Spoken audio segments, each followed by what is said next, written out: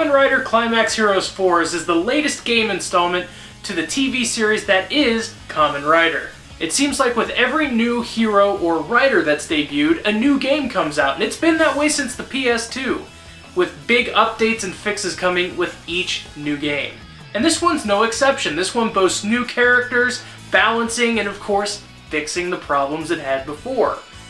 And some people might be familiar with this game series because of Ju Wario's video on Kamen Rider Climax Heroes O's, which is the game before this, and I highly recommend you check it out. But for now, I'm going to brief you on the newest title, which is for the PlayStation Portable and the Nintendo Wii.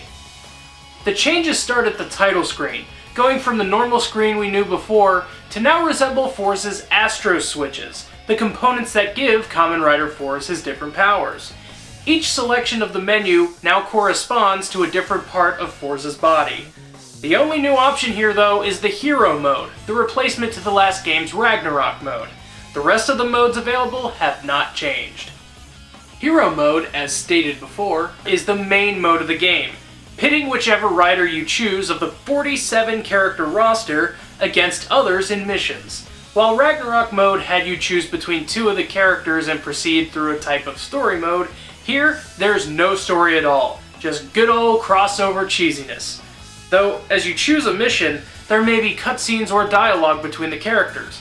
And while some of the dialogue is voiced by the actors from the show for the more recent writers, others is simply text, and can't be read unless you read Japanese.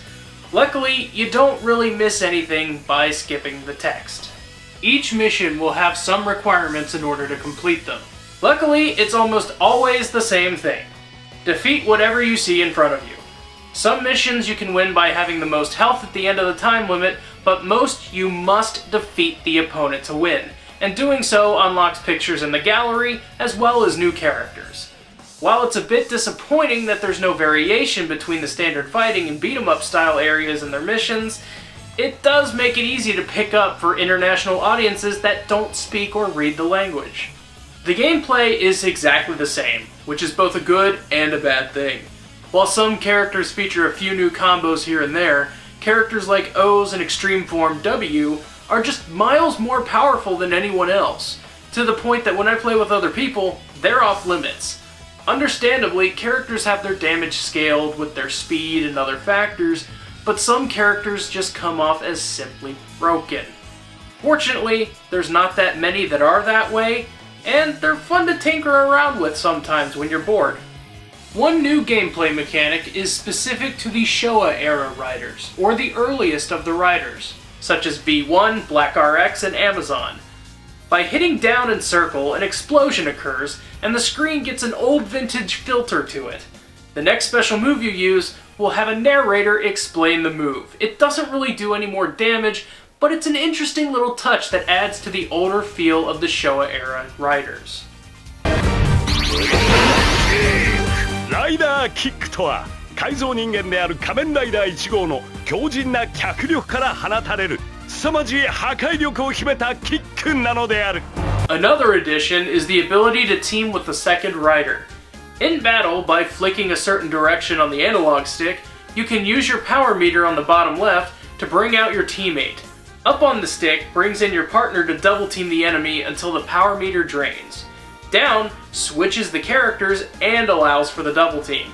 Left or right will simply switch characters. The character diving in will do a rider kick on the switch. These switches can be utilized mid-combo as well, making for some pretty interesting combo possibilities if you're handy enough. One thing I noticed about the tag system though, is that if you have a partner, the motions you'd use to change your form are what you'd tag your other character in with. Meaning, if you have a partner, form changes are impossible. Meaning that some characters are probably best left on their own, while others could really benefit from a partner.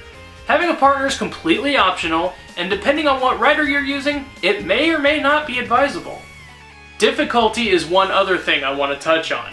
It seems that the base difficulty for the game's AI is brain dead. Leaving it to the default setting makes the game entirely too easy, to the point it's almost impossible to lose.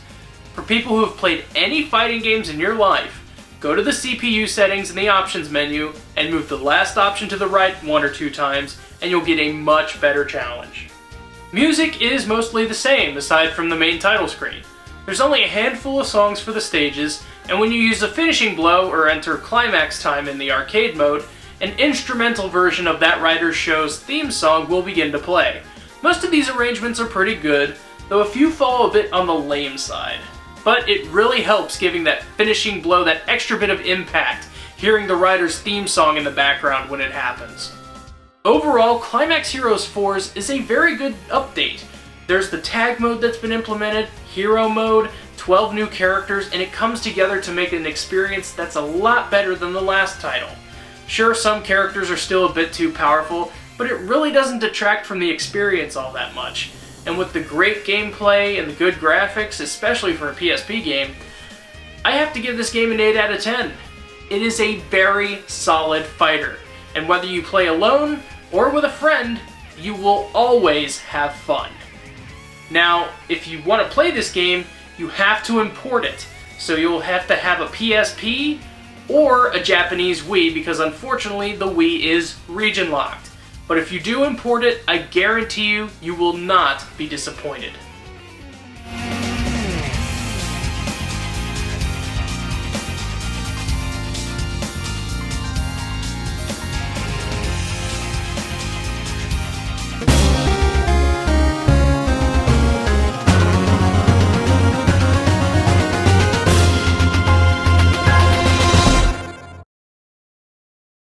As a side note, I would like to say that I am going to be attending MagFest 10 this year.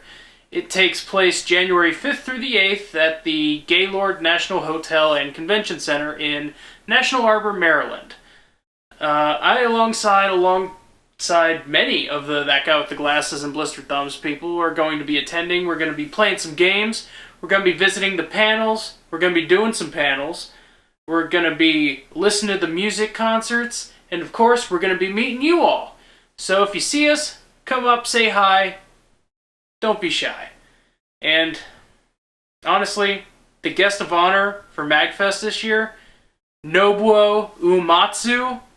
If you have the ability to get there in any way, shape, or form, you go. You go.